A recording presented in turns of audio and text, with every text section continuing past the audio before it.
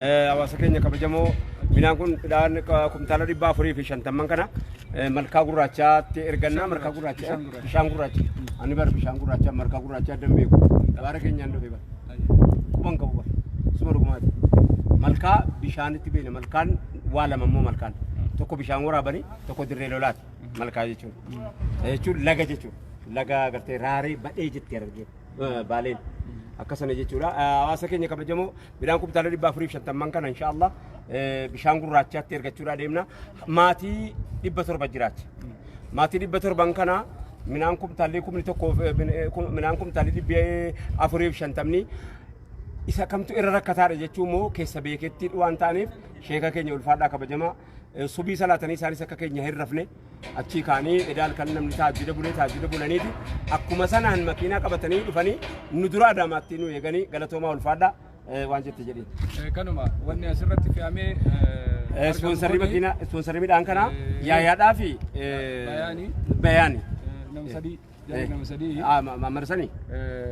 jamaalitti bilbilee gaafa namsadii ispoonsara ta'anii akkasii namni tokko 200 tokko 100 tokkos 100 wanni asirratti fe'ame kuntaala 450 nyaata nama 1,800 akkan nyaata nama 1,800 kana abbaa warraa 700 jira iddoo sanitti abbaa warraa 700 kana haga gahutti qooduufi yeroo hunda kiiloo 10 tiiwa raabsina kana ammoo rabbi haa barakachiisu akkuma Jibuutii irraa dhufeen asoo irraa hin bu'in duniyaan tun nutti haftu fuudhaa deemaanii jedhanii nutti kennanii akkuma feeruun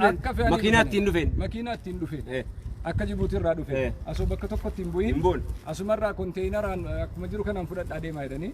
kana waan ta'eef nus akki goonu nama 700 sanii akkuma jirutti waliin gahanii gargaaranii sheeka dirkeenya kana nu gargaara warri achitti argatan warri bishaan gurraachaatti argamtanu fi naannoosi sheeka dirkeenya wajjiniin akka malu warri keessan jiranii beektaa ijoolleen jiranii sheeka dirii wajjiniin inshallah akka walii ga'u akkanuma kanaafuu dhaamsi kennaa warri biyya keessa ammas gadda hogguu dabarsinu namni biyya keessa jiru bayaanii fi yaayaadhaa fi qofaa miti kanaafi warri biyya keessa jirtan akkuma jarri kun fakkeenya ta'anii qabeenya isaanii bu'aa irraa argatanii irraa miti waanuma silaa bitarraa ismaalii saniin as ergan ayye tokko gabaa fidanii gabarraa waan hafee miti ayye irraallee hin buune gaduun buune adaamaadhaa iyyooleen dabarfan qabeenyuma qaban san fuudhanii kennan jechuudha umraa isaaniillee rabbi haa qeebalu haa qeebalu ka deemes jira kan deeminis jira jara keessa alhamdulillah ustaaz meeqa natti mugatima waan nama qofa yaahiyaan bayaan 200 yaahiyaan meeqa yaahiyaan 100 kumtaala 100 eesh amannaajiin 150 amannaajiin 150 amannaaji kana maqaa irraanfanne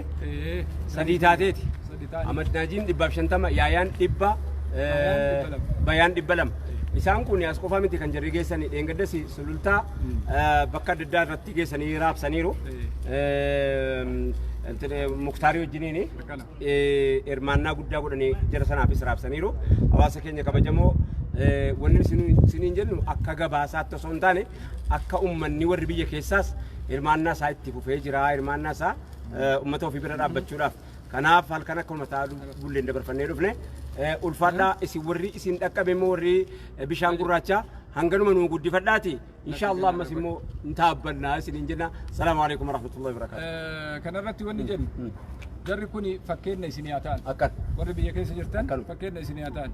duniyaan tuni waan boruu kaahatanii dibiraa deemaa jiran waan har'aa qofaa miti fakkeenya isinii ta'anii abbootiin qabeenya biyya keessa jirtan ka hiriyoota isaanii taatan kammoo iddoo garaagaraa jirtan ka biyya alaa silaayyuu beekamaadha waan qaburraa wanni nambisaa jiru hin jiru fakkeenya taatanii warra biyya keessa ummata keenya daldalaani yaayaa qofaa miti daldalaani amannaaji qofaa miti daldalaani bayaaniin qofaa miti hunda keessanuyyuu dhaamsi kun ga'ee baatiin keessa jirru immoo baatii ramadaanaati ashara lawaakiriin keessa jirra sadaqaa namni isin godhattan kun rasuulli rabbi alayhi salaatu wassalaam gaafa kurnan akhiraa bira ga'an shadda mi'darahu وأيقظ أهله وأحيا ليله جتاني صدقاني صوماني مسكينة برد أبتشوني أبتو جتان شريطي كجيلت جبيفتشو جتاني dhaabatas leelii salaatuu qofa osoo hin ta'in waan silaa khayrii ta'e hunda dalaguun waan ta'eef isin hundinuu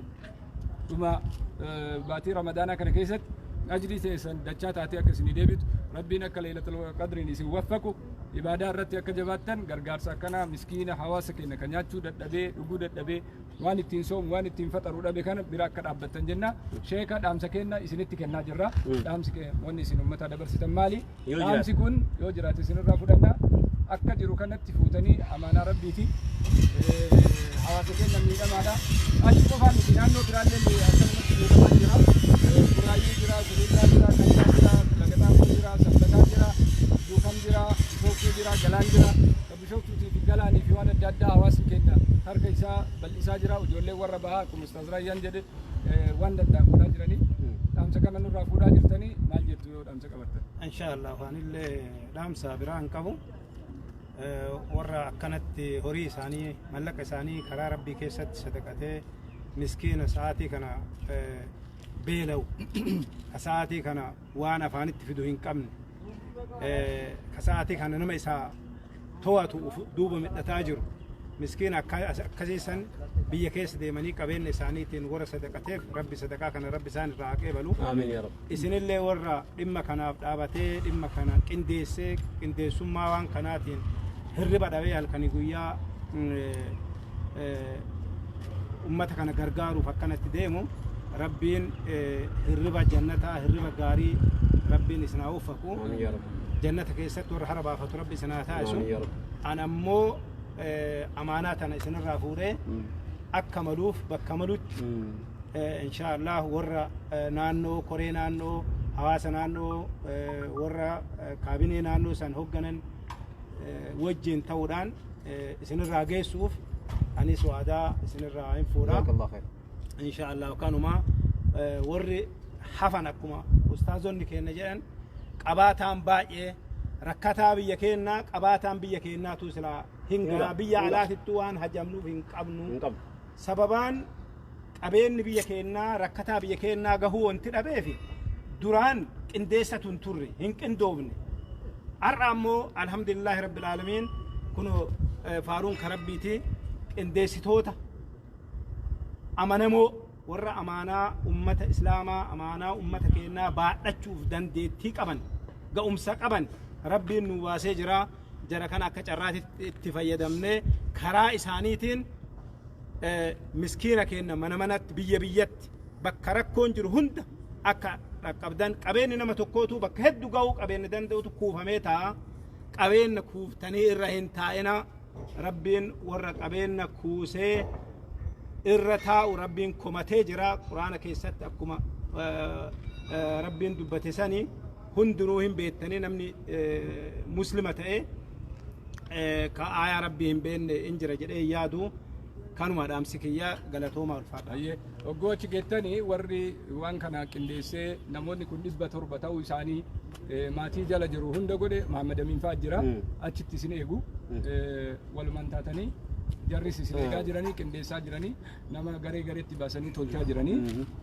halkan aga sa'a 9 kanuma hojjechaa turanii salaata fajrii boodallee kana hojjechaa turanii waliin taatanii biraan nu geettanii dhaamsa dhumaa qabdu. Dhaamsa dhumaa mee bakka gariitti namatu yoo uffatan qabne miskiina karaarra bultu wayiitu hedduun karaarra bultu yeroo isin jedhu warra buqqaa naannoo baasii dhufe keessa inni kaan uffata gadi baasee gataa inni kaan waan uffata buluun qabu mee uffata keessan tirfeesi nutti hin erginaati ofumaa keessanii fuudhaa dhaqaatti offisaa ilmaan jiraatti akka jarri gammadanii jedhan godhaa jechuun warra biyya keessaatiin hin jedhaa. Assalaamu alaikum warahmatullahi wabarakatuh. Alaikum salaam warahmatullahi wabarakatuh.